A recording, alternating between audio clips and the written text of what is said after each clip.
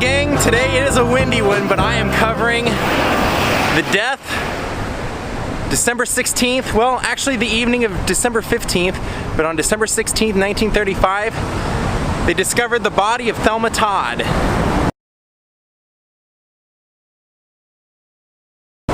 Dead in her car in a garage, and I'm going to tell you the story now. Today's special sunglasses are going to go out to Ginger Bowen, and the reason we came out to do this one right now is because I had on good word that they were starting to tear this thing down, renovate it, do something to it, and they're in there right now, so I'm hoping that they might be nice enough to let me go take a walk through, so let's give it a try. Now this story has all kinds of facets and all kinds of little branches that leave all kinds of speculation to where really nobody seems to know what happened. But basically in 1934, Thelma Todd bought in on this venture and it became known as Thelma Todd's Sidewalk Cafe.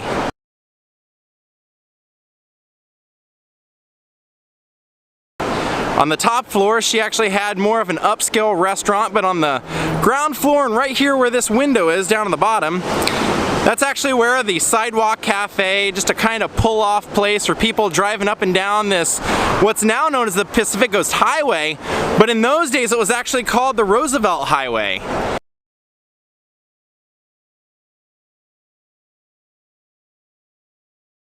The night of December 15th, Thelma Todd had been out partying up at the Cafe Trocadero up on Sunset Boulevard. Her driver dropped her off about 2 a.m. right here on Roosevelt Highway, and you can kind of see over here there's a staircase, and right down there the staircase actually used to just go straight up into the property in that doorway, so let's go take a look.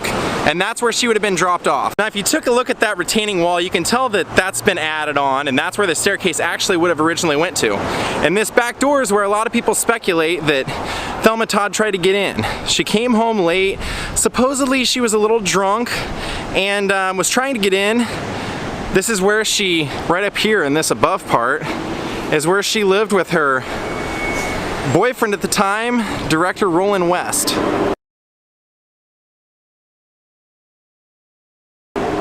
You can see that's right there.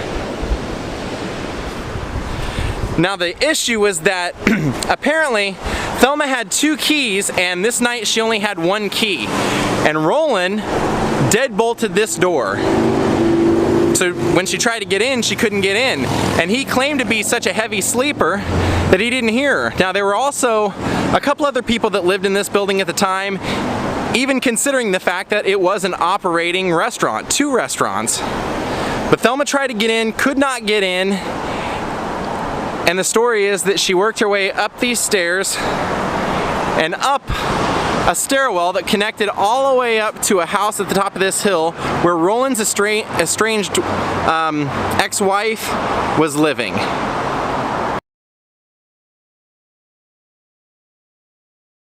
Now this was the original front entrance of Thelma Todd's Sidewalk Cafe, and right here was the actual Sidewalk Cafe itself.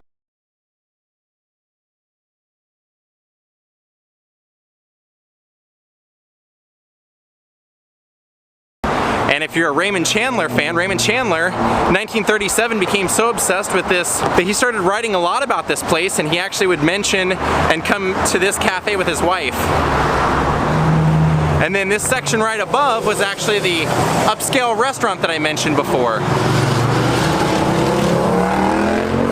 Now the issue, and one of the reasons that people tend to speculate that there was foul play involved, was for many, many reasons. One of the reasons was that Thelma Todd was known for dating and marrying kind of gangsters. She was affiliated with Pat DeChico, who was her ex-husband, who she actually had supposedly talked to the night of her death.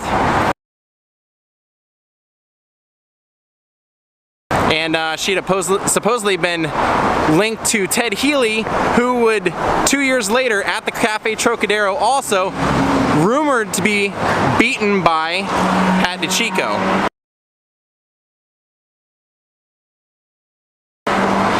Nobody seems to know if they're connected, but she was also connected to Lucky Luciano.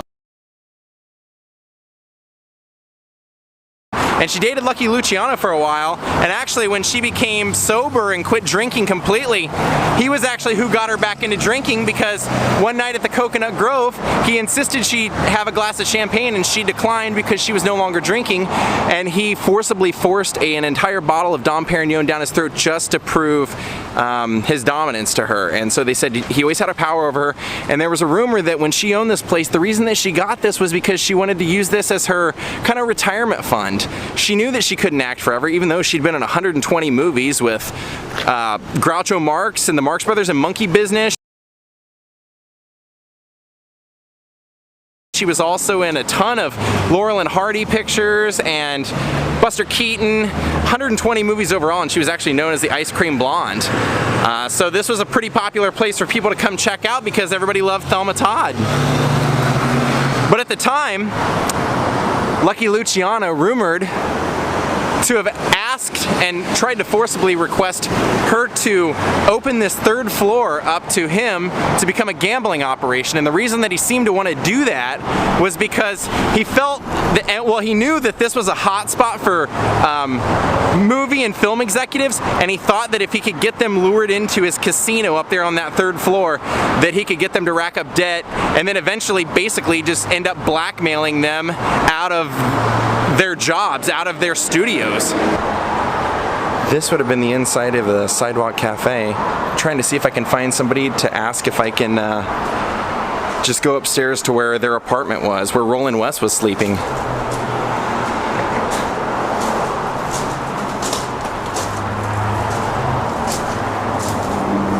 And that was actually the original entrance for the upscale cafe that was named after Roland West's wife, who was also a third partner in this venture.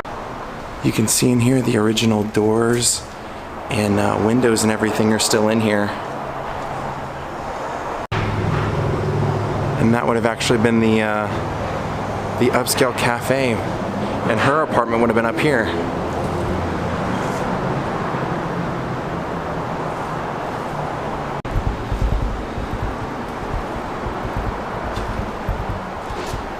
And this would have been her apartment, where she was trying to sleep that evening. And there's her, this would have been her apartment.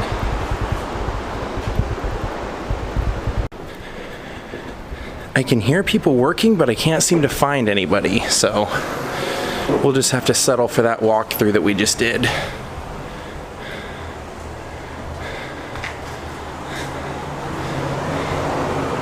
And these were actually the original doors.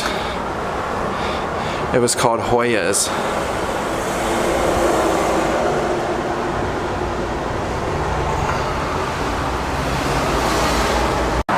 And when you walked out of Thelma Todd's Cafe, this is the view that you would have had looking at the Roosevelt Highway and Pacific Ocean. Wow, how rad is that we actually got in and got to kind of look around and see some of the stuff that was inside and how it was all laid out. So you guys will have a little bit of a better picture as to what Thelma Todd would have lived through in this. Now if right here where these benches are would have been the stairwell that she walked up to get up to her place, I often wonder, why did the driver drop her off right on Pacific Coast Highway? When we take these stairs all the way up, you're gonna see that there was a back entrance to the property. Why didn't he take her there? Why didn't he make sure that she got in? So theoretically, this is the doorway. This is the entrance right there in front of us that they'd always believed that that's what she used. Or at least that's what I've always heard that they believe she used. Now, we're gonna go up this staircase because, as I told you, she was in a dress, she had been drinking, she had a purse, and she had high heels on. So it's not inconceivable that this couldn't have happened the way that they've said, but she ended up dying in her car with the car running, and so she died of carbon monoxide poisoning. But yet she had cracked ribs, a broken nose, bruises all over her face, and a split lip. Now they've tried to say that the split lip probably happened from her passing out and face hitting the steering wheel, because in those days the steering wheels would have been much more solid. But right here was an entrance that she could have taken. This one or this one. Now I don't know why she only had one key as opposed to two. But it does seem strange that nobody in the house would wake up. Well, that's why I couldn't find anybody there on the roof. That nobody would wake up. Now, granted, it is windy in this area. But for nobody to hear her knocking or anything, okay. For me, it just seems a little strange that he would have deadbolted the door. There would have been no way for her to get back in. And she was kind of known for being a little bit of a ladies' woman, or a man's woman, or however you want to say it. She had a lot of boyfriends. And some have speculated that was probably what made Roland West upset. Some also speculate that he was connected with Lucky Luciano and those guys, and that he was in on part of the deal of trying to get her to open up that third floor that they were living in as a gambling casino. I guess we will really never know. But in the days when she would have made this climb, they've actually put these stairs here. There were stairs here before, but they were not cement. They were actually wood. So this actually leads to a dead end. I'd already checked it before I came up. Check that out. Look at that multicolored fish on these people's property. Can you see that up there, guys? Rad. Anyway, this is how they believe it would have went down. That the stairwell that she actually used was over here, where this trail is. Now apparently the actual original stairwell was kind of more over in this direction, and it was slanted, not straight up the way the one that we would see was.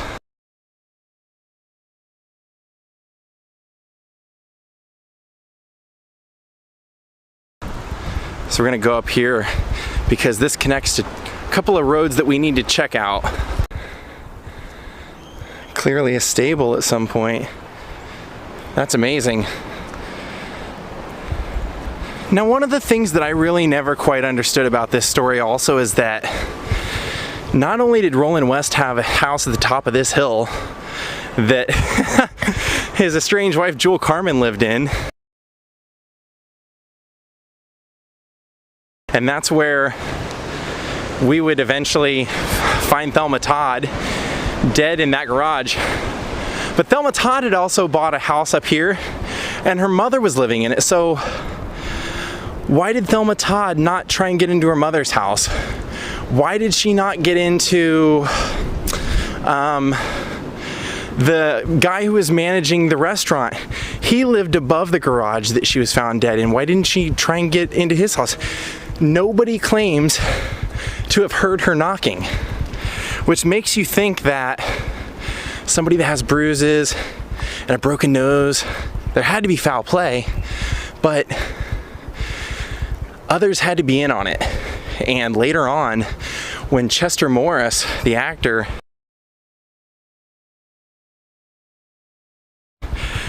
was near his end, he actually confided that Roland West had told him on his deathbed that he was the one that killed Thelma Todd. Now that house right up there, right in front of us, that was the house that Roland West owned that Jewel Carmen was living in. So the garage that Thelma Todd would have been found dead in was actually right up here.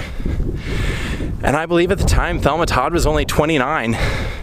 The only reason that they actually, I believe, found her body was that she had died basically what would have been Saturday night / Sunday morning. Probably 2:30 is when they speculate she would have died, right here in these garage doors.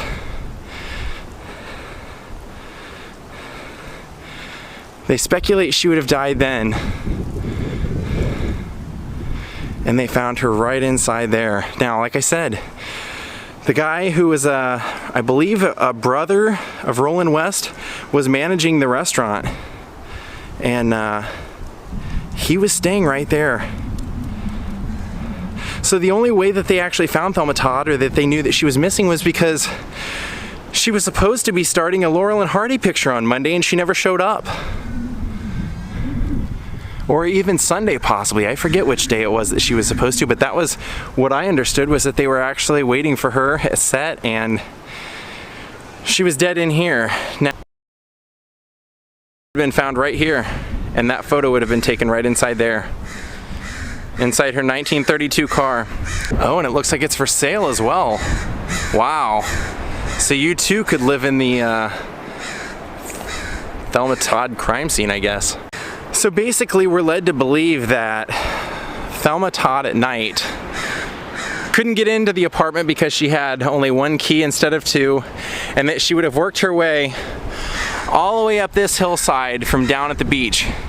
And you can see in the distance, right in front of us, you can see the very top of her property. You know, I have always wondered, ever since I ever first heard of this story, I've always wondered why the police for them never to investigate any further in foul play when there was so obviously foul play. It's another reason you just have to think that there was some sort of maybe mob connection, or, you know, they've always speculated. Now here's the weird thing. I told you that she had spoke to Pat DiCicco that night, but her friend that had talked to her that night also said that she walked away from the conversation fine, like happy, like it was a good conversation.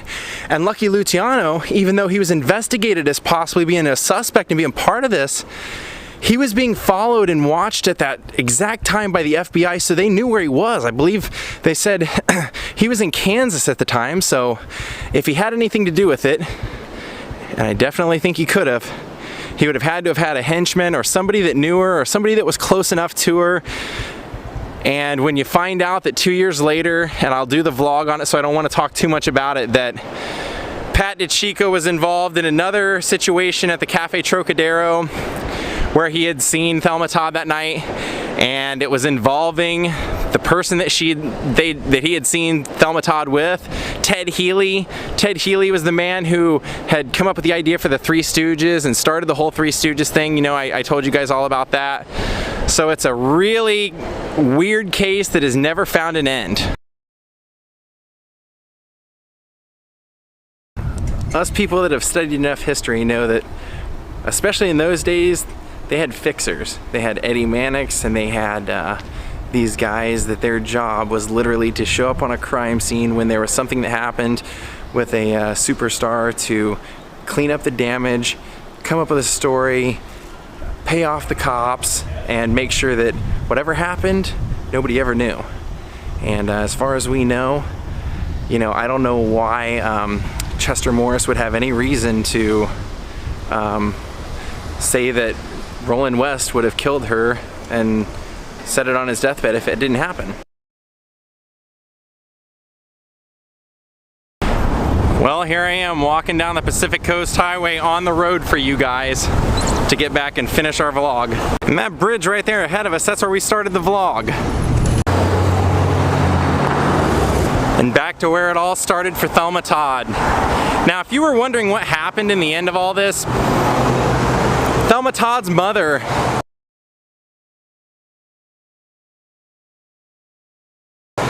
basically inherited everything. She was the sole heir to Thelma Todd's fortune, and eventually I believe the property was sold to Roland West, and I believe Roland West's last wife inherited the property, and she ended up leaving the property to her preacher or pastor, and they never really used the property, and then eventually he sold the property to now a developing company. Now, if you were wondering what this was before Thelma Todd got it, this was actually built in 1928, and it was like a, basically just like a farmer's market. Like, you could come here, park your car right here, and each one of these openings was like a little farmer's market, until she bought it up and they converted it into one of the hottest clubs or pull-off spots on the Pacific Coast, or then the Roosevelt Highway.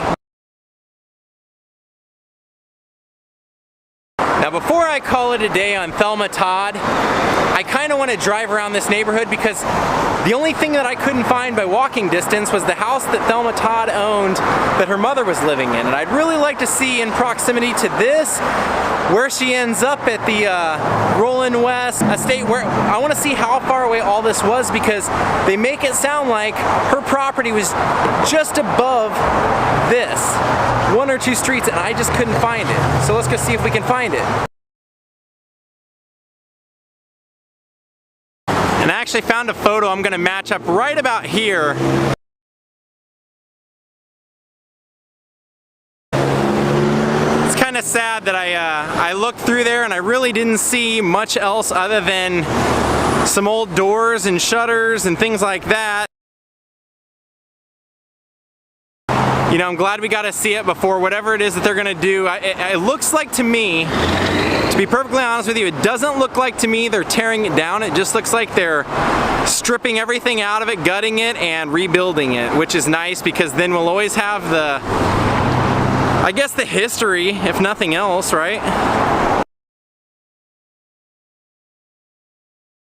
And there, right beyond the Getty Villa sign, which I am definitely going to vlog at some point, the J. Paul Getty Mansion, you can see that thick layer of cloud coming through like we saw at Michael's house. So, and actually the estate stretched all the way over here. You can see the retaining wall, you can see how far it really went.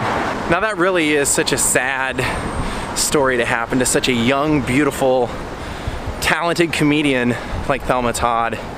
But it just goes to show you that sometimes the people that are in your life play a big part in your life. So you have to keep in mind, they always said in everything I've read that she kind of got a thrill from dating people like Pat DiCicco and Lucky Luciano. She kind of liked being a mob girl, and she probably paid the price for it, unfortunately. Okay, so I looked up her mother's address and I have figured out why she didn't go there. Because her mother's address was actually, well, the house that Thelma Todd was letting her live in was actually from where the restaurant was. It was actually like 0.4 miles to the north, and where she had started walking up all those stairs would have technically been to the east, so it was in a different direction. They made it sound like it was right behind the restaurant, but it actually was not. Okay, I totally get it now. This was way uphill, so this house right here and right directly in front of us was actually the house that Alice Todd would have lived in. This was the house that Thelma Todd owned, and like I've said numerous times already, her mother lived in. Right over top of the Getty Villa. And what a beautiful house. I love those like wrought iron, that wrought iron front over the window. That is really nice. So this would have been the house that Thelma Todd conceivably could have, I guess theoretically, saved her life by going to that night instead of going up to the other house. But you can't change history. And this was on the way up and on the way down. I think it might be part of the Getty Villa residence, but I'm not sure. And this is what she would have had to walk up to get here.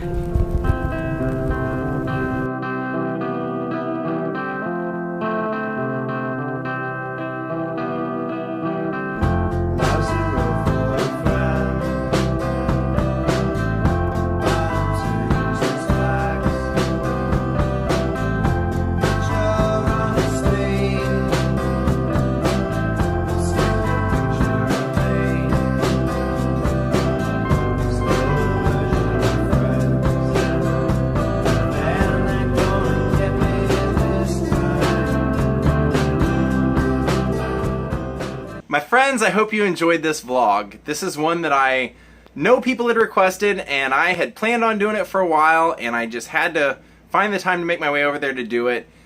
I hope I appeased you guys, and I hope you enjoyed it. There were a couple of theories that I didn't mention while I was out there, mainly because I don't know that I really buy into them. So I didn't want to really spend a whole lot of time out there. I didn't know how long the vlog was going to be in the end, but I'll just tell you what they were now. One of the theories was that Roland West actually did hear Thelma Todd knocking on the door, refused to open the door, and then when she started working her way up the stairs, he actually followed her up to that house and locked her in that garage to teach her a lesson, with the thought that he would go home, go to bed, and then the next morning come and unlock the door and let her out and see if she learned her lesson, and that she had died of the carbon monoxide poisoning. That was one theory. Another theory was that an autopsy, they said, said that Thelma Todd had peas and carrots in her system, which she hadn't eaten at the Trocadero. And that they had said that actually after her driver dropped her off, almost immediately, Lucky Luciano pulled up in a car, invited her to go with him and have dinner, basically just to like gain her trust and to kind of ease her you know, whatever. You know, the theory was that, you know, she had told him, people had said in the Brown Derby that you'll get this building over my dead body, and that he had told people that can be arranged.